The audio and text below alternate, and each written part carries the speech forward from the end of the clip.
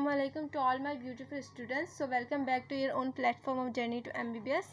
आपने previous lecture में हमने इस चैप्टर का मतलब समझ लिया था, लोकोमोशन एंड मूवमेंट, ठीक है, और टाइप्स ऑफ मसल्स को हमने देखा था और उसमें से वॉलंटरी मसल्स हम कंटिन्यू कर रहे हैं, उसका स्ट्रक्चर हमने किया था और आज भी उसी को हम मज़ीद और डिटेल में कंटिन्यू कर रहे हैं, ठीक। तो यहाँ पे मैंने एक छोटी सी डायग्राम बनाई है मसल और उसके लेयर्स को रिप्रेजेंट करने के लिए। ये चीज़ हम पहले भी डिस्कस कर चुके हैं, लेकिन थोड़ा सा और आज हम उसको रिवाइज करेंगे। तो जो मसल है हमारी, ठीक है, तो मसल की जो ऊपर जो लेयर है, ऊपर वाली लेयर, उसको हम क्या कहेंगे, एपीमाइसियम कहेंगे, ठीक है। मसल के अंदर अगर हम देखें तो उसके अंदर मसल बंडल मौजूद है, जो उसकी सेकंड लेयर है मसल बंडल, उसको हम क्या कहेंगे, पेरीमाइसियम कहेंगे उसकी लेयर को। उसके अंदर मज़ीद और लेयर्स मौजूद है जिसको हम कहेंगे मसल फाइबर, इसकी कवरिंग को हम क्या कहेंगे, एंडोमाइसियम कहेंगे, ठीक है। मसल की कवरिंग को हमने कहा एपीमाइसियम, उसके बाद आ गया मसल बंडल, उसकी कवरिंग को हमने कहा पेरीमाइसियम, उसके बाद आ जाता है मसल फाइबर जिसकी कवरिंग को हमने कहा एंडोमाइसियम, ठीक है। और इसके अंदर मज़ीद और लेयर मौजूद है जिसको हमने कहा मायोफिब्रिल्स, जिसके अंदर मौजूद है थिक एंड थिन फिलामेंट्स, ठीक। तो आगे चलते हैं, let's come on to the main part and that is sarcomere. ये सबसे इम्पॉर्टेंट पार्ट है, ठीक है। दरअसल यहाँ से स्टोरी स्टार्ट होती है कि मसल कॉन्ट्रैक्ट कैसे होती है, ठीक है। A part of it we are going to discuss today. So we have seen that कि there are 2 Z lines here, ठीक, 2 जेड लाइन्स, और 2 जेड लाइन के बीच में जो एरिया लाई करता है उसको हम कहेंगे सार्कोमेयर, ठीक है। समझ आ गया आपको कि सार्कोमेयर किसे कहते हैं। ये जेड लाइन्स है, ठीक है, ये एक जेड लाइन आ गई हमारी और ये सेकंड जेड लाइन आ गई। और जैसे कि मैंने आपको कल कहा था कि जेड लाइन का मतलब बिल्कुल नहीं है कि जिग जैग, ठीक है। Z line is drive from the German word, ठीक है। तो ये 2 जेड लाइन के बीच में जो ये स्पेस आपको नज़र आ रही है इसको हम कहते हैं sarcomere. Sarcomere is a unit of contraction. आपको याद होगा कि जब हम किडनी का स्ट्रक्चर कर रहे थे और उसमें हमने नेफ्रॉन पढ़ा था। नेफ्रॉन क्या था, किडनी का यूनिट था।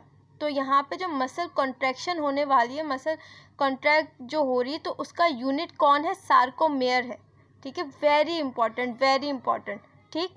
तो सार्कोमेयर क्या है, सार्कोमेयर अरेंजमेंट है, फिलामेंट्स की अरेंजमेंट जिसे हम कहते हैं, ठीक है। ये क्या है, अरेंजमेंट है, ठीक है, थिक और थिन फिलामेंट्स की अरेंजमेंट है, सही। अब ये जो आपको लाइन दिख रही है ये आपको पता है कि ये क्या है, थिन फिलामेंट्स है। थिन फिलामेंट जो किससे बने थे, एक्टिन, ट्रोपोमायोसिन एंड ट्रोपोनिन से।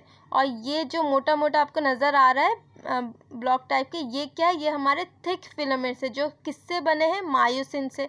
300 से 400 यूनिट मिलके क्या बना रहे हैं, ये थिक फिलामेंट, ठीक है। थिक और थिन समझ में आ गया आपको। तो आगे चलते हैं।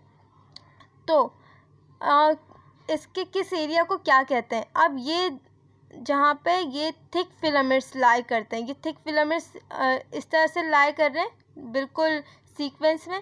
तो ये थिक फिलामेंट जहाँ पे होंगे वहाँ से लाइट पास नहीं करती है। जब इन मायोफिब्रिल्स को देखा गया इन द माइक्रोस्कोप तो वहाँ से कुछ जिग जैग लाइनें नज़र आई देखने पे, ठीक है।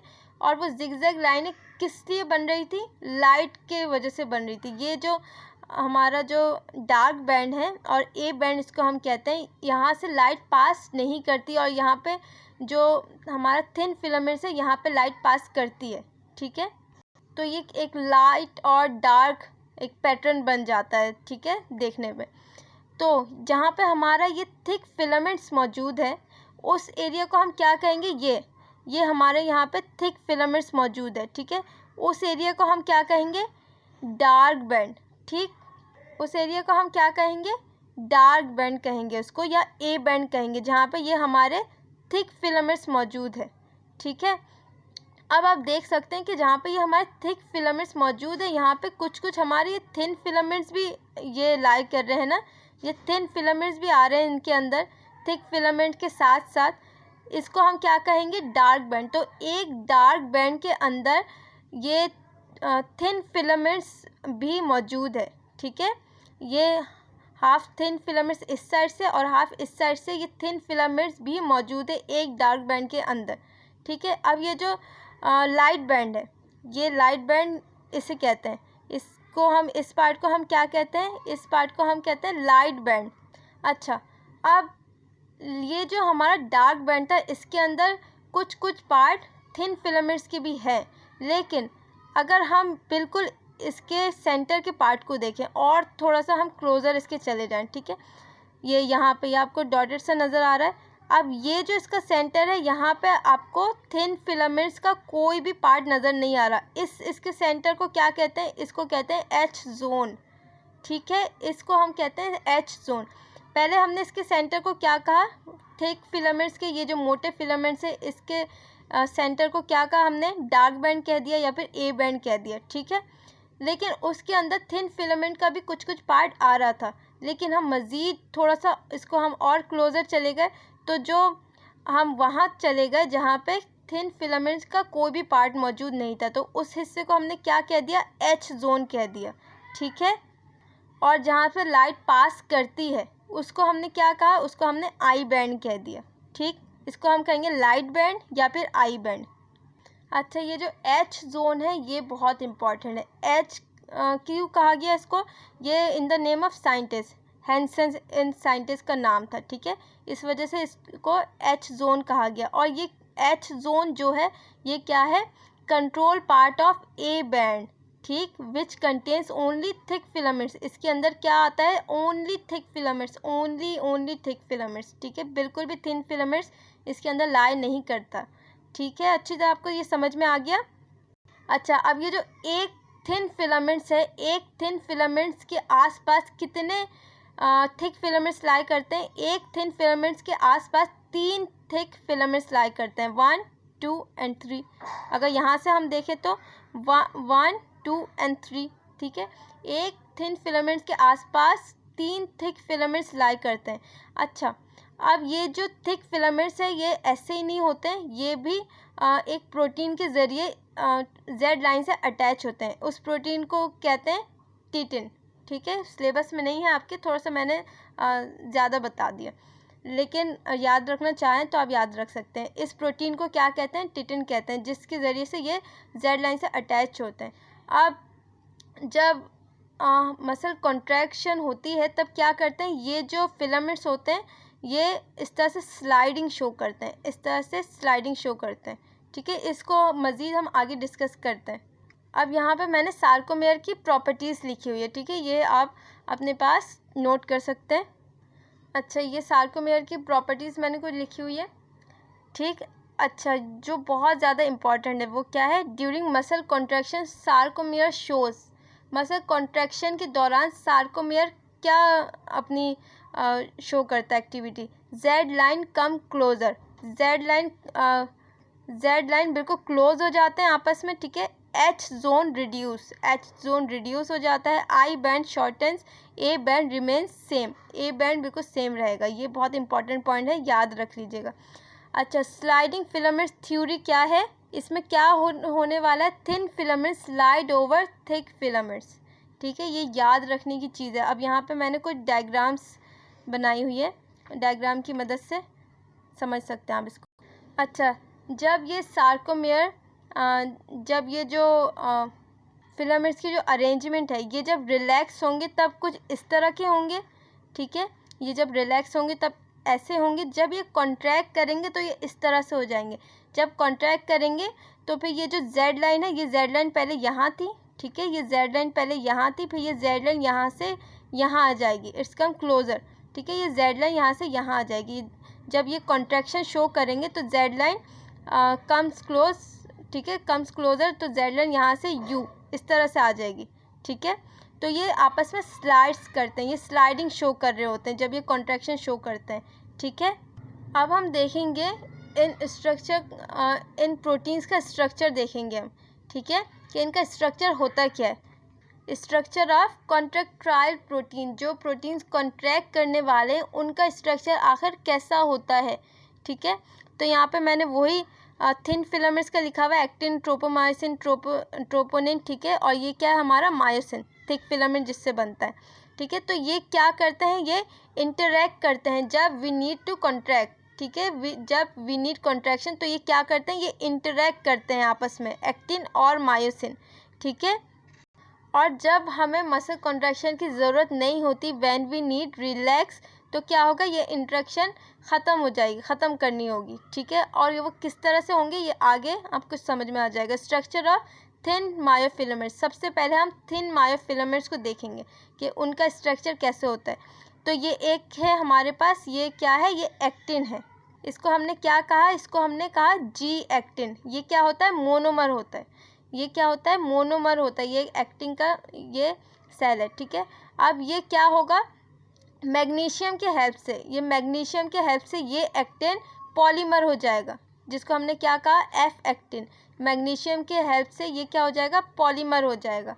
अच्छा, इस पे एमडीकैट पे बहुत इंपॉर्टेंट, ये कई बार सवाल भी आ चुका है कि एक कैल्शियम पे सवाल आता है और दूसरा मैग्नीशियम है कि मसल कॉन्ट्रैक्शन में वो कौन से दो चीज़ें हैं जो बहुत इम्पॉर्टेंट है। तो इसका आंसर है एक कैल्शियम और दूसरा क्या है, मैग्नीशियम, ठीक है।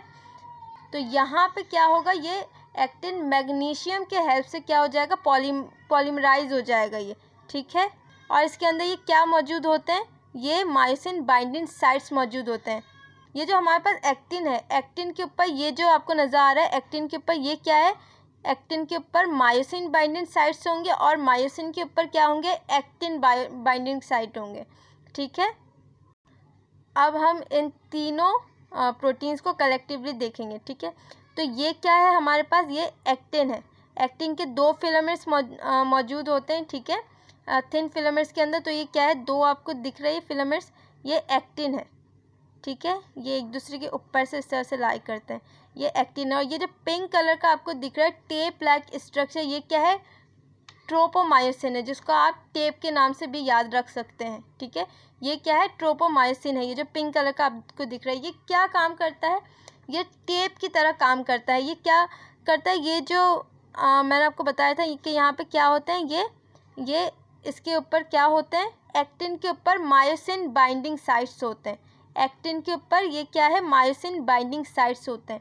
अब इन मायोसिन बाइंडिंग साइट्स को क्या करेगा, ये ट्रोपोमायोसिन टेप की तरह कवर कर देगा। क्यों कवर कर देगा, क्योंकि अगर इन्होंने हमेशा ही कॉन्ट्रैक्शन शो की तो हमारी बॉडी का क्या हाल होगा, वो अकड़ जाएगी।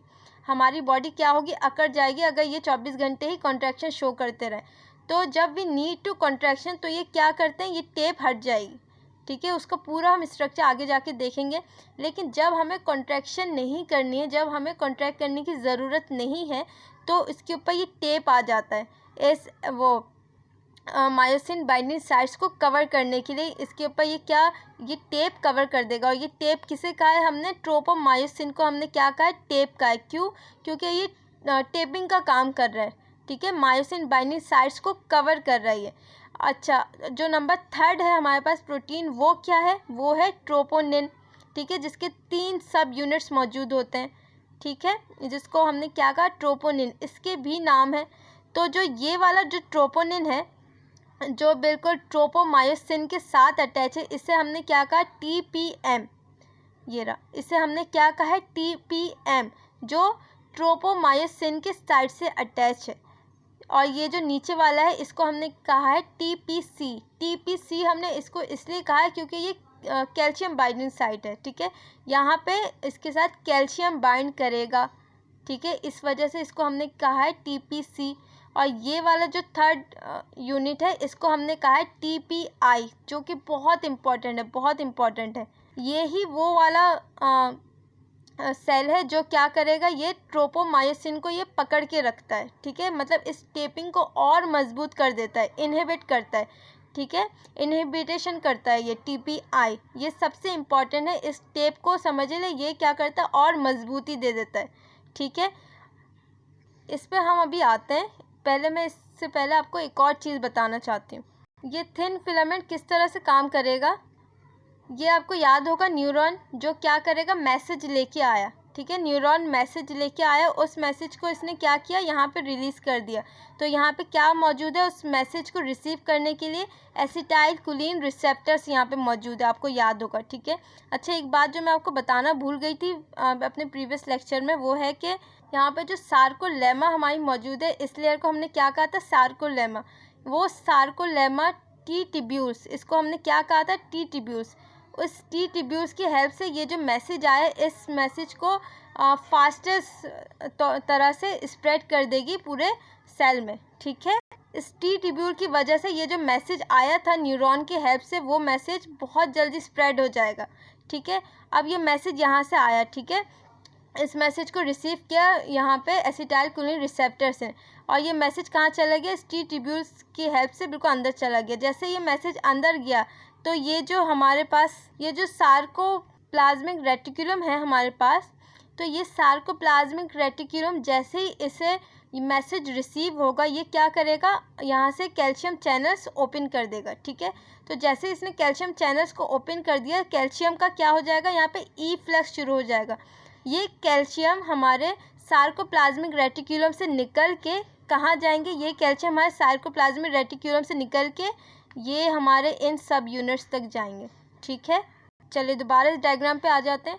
तो कैल्शियम हमारा वहाँ से निकल के कहाँ आ गया, ये इस TPC के साथ कैल्शियम हमारा बाइंड कर जाएगा, ठीक है। इस TPC के साथ कैल्शियम हमारा बाइंड कर जाएगा। अब आपको पता है कि जैसे ही कोई नया कंपोनेंट बनता है तो उसकी शेप चेंज हो जाती है, ठीक है। तो जैसे ये कैल्शियम इस TPC के साथ बाइंड कर गया तो इसकी शेप चेंज होना शुरू हो जाएगी। अब कैसे शेप चेंज होगी इसकी, ये जो TPI है हमारा, ये TPI क्या कर जाएगा, स्लाइड कर जाएगा। ये TPI हमारा जो इनहिबिट कर रहा था, जो इस टेप को मजबूती दे रहा था, तो वो TPI इस कैल्शियम की बाइंडिंग के बाद नीचे आ जाएगा, ठीक है। स्लाइड टूवर्ड नीचे आ जाएगा, स्लाइड डाउनवर्ड हो जाएगा ये, ठीक है। तो जैसे ये नीचे की तरफ आ जाएगा TPI हमारा, तो ये टेप क्या हो जाएगी, टेप भी लूज पड़ जाएगी। मीन्स ट्रोपोमायोसिन जो टेप की तरह काम कर रहा था, जिसने इन मायोसिन बाइंडिंग साइट्स को कवर किया हुआ था, जैसे ये TPI नीचे की तरफ आया तो ये जो हमारा ट्रोपोमायोसिन है, ये टेप भी हट जाएगा। जैसे ये टेप हटा तो ये हमारे मायोसिन बाइंडिंग साइट्स क्या हो गए, एक्सपोज हो गए, ठीक है। तो यहाँ पे दोबारा से अब कॉन्ट्रैक्शन स्टार्ट हो जाएगी, ठीक। ये आपको समझ आ गया अच्छी तरह से।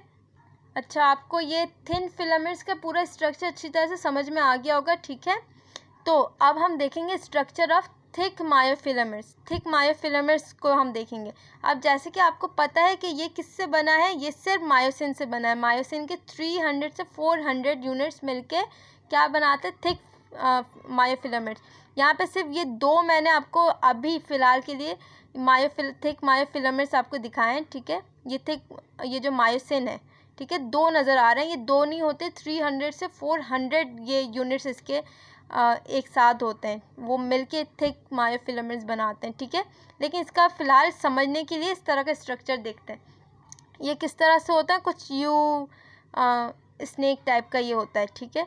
अब इसके जो ये वाला जो हिस्सा है, यहाँ से लेके यहाँ तक, इस हिस्से को जिसमें हेड इसका शामिल नहीं है, इस हिस्से को हम क्या कहेंगे, ये जो इसका टेल वाला जो हिस्सा है, इसको हम कहेंगे लाइट मीरोमायोसिन, ठीक है। सॉरी, इसको हम कहेंगे लाइट मीरोमाइसियम, ठीक है। इसको हम क्या कहेंगे, लाइट मीरोमाइसियम, जिसको हम शॉर्ट फॉर्म में क्या कहेंगे, LMM, ठीक है। अब ये जो इसका हेड वाला जो पार्ट है, जिसमें इसका हेड आ जाता है, जिसमें इसका ये आर्म आ जाता है, ठीक है, इसको हम हैवी कहेंगे, ठीक है। हैवी मीरोमाइसियम कहेंगे इसको हम, मीन्स HMM, ठीक है। तो ये इसका पार्ट क्या है, ये LMM है, और ये इसका पार्ट क्या है, HMM है, ठीक है। अब इसके ऊपर भी बाइंडिंग साइट्स मौजूद है, किसके लिए मौजूद है, एक्टिन के लिए मौजूद है। क्योंकि जैसा कि आपने देखा था कि एक्टिन के ऊपर किसकी बाइंडिंग साइट्स मौजूद थी, मायोसिन बाइंडिंग साइट्स मौजूद थी एक्टिन के ऊपर। तो मायोसिन के ऊपर किसके लिए बाइंडिंग साइट्स मौजूद होगी, एक्टिन के लिए बाइंडिंग साइट्स मौजूद होगी। ये वाली क्या है, ये एक्टिन बाइंडिंग साइट्स है, और ये क्या है, ये ATP बाइंडिंग साइट्स है। यहाँ पर ATP यूज़ होने वाली है। एटीपी यूज़ होगी, एटीपी यहाँ पे टूटेगा। आपको पता है कि एटीपी टूटता है उसी के बाद ही एनर्जी रिलीज़ होती है ना। तो ये क्या है, एटीपी बाइंडिंग साइट से। और उस एटीपी को यहाँ पे कौन तोड़ेगा, एटीपी एज, जो कि एक एंजाइम है।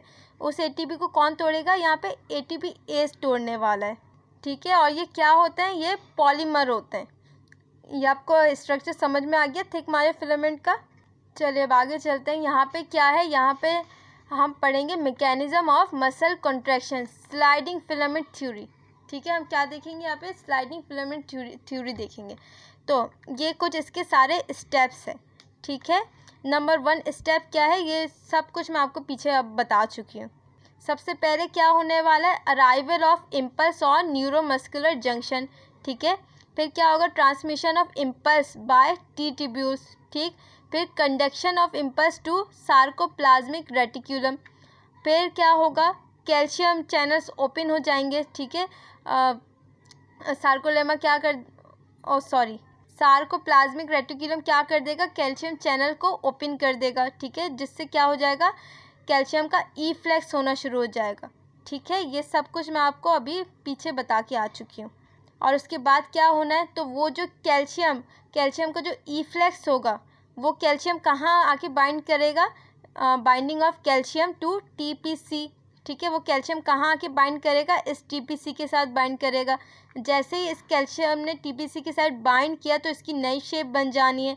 और उस नई शेप के लिए क्या होगा, ये जो हमारा टीपीआई है ये डाउनवर्ड स्लाइड कर जाएगा, ठीक है। स्लाइड डाउनवर्ड, और ये नीचे की तरफ इस तरह आ जाएगा। जो टीपीआई हमारा सबसे इम्पॉर्टेंट था, जिसने इस टेप को मजबूती दी हुई थी, ठीक है। तो ये जैसे ही नीचे की तरफ आया तो यहाँ से ये टेप क्या हो जाएगा, ये टेप हट जाएगा और ये मायोसिन बाइंडिंग साइट जो है ये एक्सपोज हो जाएंगे, ठीक है। और फिर ये क्या है, रेडी टू कंट्रैक्शन, ठीक है। तो ये सब कुछ मैंने यहाँ पे लिखा हुआ भी है, आप चाहे तो इन सब चीज़ों को नोट कर सकते हैं, ठीक। उसके बाद क्या है, binding of ATP with myosin. अब मायोसिन के साथ जो एटीपी की बाइंडिंग होनी है वो किस तरह से होनी है, यहाँ पे ये क्या है, ये एटीपी बाइंडिंग साइट है। यहाँ पे क्या होगा, एटीपी बाइंड करेगा। फिर क्या होगा, एटीपी एज, यहाँ पे एक एंजाइम है जो एटीपी को तोड़ने वाला है। जैसे एटीपी टूटेगा तो उसमें से क्या होगा, एनर्जी रिलीज होगी उसमें से।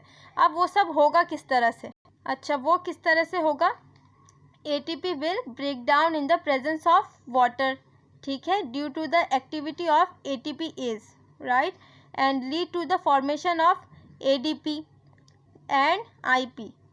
ये आईपी क्या है, इस आईपी को हम कहते हैं इनऑर्गेनिक फॉस्फेट, ठीक है। ये आईपी क्या है, इनऑर्गेनिक फॉस्फेट है।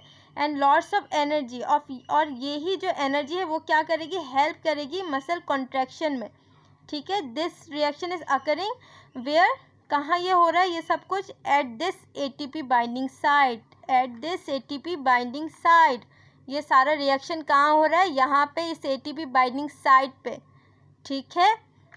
ये क्या हो रहा है, एटीपी क्या होगा, ये एटीपी टूटेगा वाटर की प्रेजेंस में, ठीक है। कौन तोड़ेगा इसको, एटीपी एस तोड़ेगा, ठीक है। टूट के क्या हो जाएगा, ये एडीपी एंड आईपी, ठीक है, इनऑर्गेनिक फॉस्फेट, ठीक है, और प्लस एनर्जी। और यही एनर्जी क्या करेगी, मसल कॉन्ट्रैक्शन में हेल्प करेगी। और ये क्या हो रहा है यहाँ पे, हाइड्रोलाइसिस ऑफ एटीपी, ठीक है। क्या हो रहा है, ये हाइड्रोलाइसिस ऑफ एटीपी। अच्छा, पीछे का आपको सब कुछ समझ में आ गया, स्ट्रक्चर वगैरह सब कुछ। अब आते हैं बिल्कुल इम्पॉर्टेंट स्टोरी पे, ठीक है। Power stroke actomyosin formation, cross bridge formation यहाँ पे होने वाली है, ठीक है। अब यहाँ पे ये क्या मौजूद है, ये यहाँ पे एक्टिन भी मौजूद है, थिन फिलामेंट्स भी मौजूद है, ठीक है। और यहाँ पे क्या है, थिक फिलामेंट्स भी मौजूद है। जैसे कि मैंने आपको बताया था कि ये जो थिक फिलामेंट्स है ये कितने 300 to 400 मायोसिन के यूनिट्स मिलके ये थिक फिलामेंट्स बना रहे होते हैं, ठीक है। अब क्या है, कैल्शियम वहाँ पे बाइंड कर गया, ठीक है। हमारे टीपीसी में कैल्शियम ने आके बाइंड किया, इसकी शेप चेंज हो गई, टीपीआई डाउनवर्ड हो गया, ठीक है, डाउन नीचे की तरफ चला गया। जैसे ही वो नीचे की तरफ चला गया तो ये जो हमारी टेप है, ठीक है, ट्रोपोमायोसिन है, ये क्या है, ये हट गई। जैसे ये हट गई तो क्या हो गया, ये मायोसिन बाइंडिंग साइट्स एक्सपोज हो गए। ये जो एक्टिन है हमारे पास, ये जो एक्टिन के 2 फिलामेंट्स हैं, इनके ऊपर ये जो मायोसिन बाइंडिंग साइट्स मौजूद थी वो क्या हो गई, एक्सपोज हो गई, जिनको कवर किया हुआ था ट्रोपोमायोसिन ने, ठीक है। अब जैसे ये एक्सपोज हो गई मायोसिन की ये जो बाइंडिंग साइट्स हैं, तो क्या करेंगे, ये जो हमारे पास थिक फिलामेंट्स है, ये थिक फिलामेंट्स जैसे ये स्लाइड करेंगे इसके साथ क्या कर जाएंगे, बाइंड कर जाएंगे। ये जो मायोसिन बाइंडिंग जो साइट्स है, मायोसिन बाइंडिंग साइट्स क्यों है, ताकि ये बाइंड कर सके मायोसिन यहाँ पे, ठीक है, इसलिए। तो ये जो मायोसिन बाइंडिंग साइट्स है वहाँ पे ये थिक फिलामेंट्स जो है, ये मायोसिन जो है यहाँ पे बाइंड कर जाएंगे, ठीक है, बिल्कुल बहुत ही मजबूती से अटैच कर जाएंगे यहाँ पे, ठीक है। और ये क्या करते हैं, ये स्लाइड करते हैं, स्लाइडिंग ऑफ थिन फिलामेंट्स। अब किस तरह से स्लाइड करेंगे, ये इस तरफ आगे की तरफ ये स्लाइड करेंगे, और ये जो आपको पता है कि ये थिन फिलामेंट्स ने यहाँ पे मजबूती से बाइंड किया हुआ है, तो ये इस तरह से कुछ यू स्लाइड करेंगे, ये आपस में इस तरह से ये स्लाइडिंग शो करेंगे, जिसकी वजह से मसल कॉन्ट्रैक्शन होती है। उम्मीद है कि आज के लेक्चर में आपको थिक एंड थिन फिलामेंट्स के स्ट्रक्चर और ये सारी थ्योरी, स्लाइडिंग थ्योरी आपको समझ में आ गई होगी। हम अपने नेक्स्ट टॉपिक पे इनवॉलंटरी और कार्डियक मसल्स को डिस्कस करेंगे, ठीक।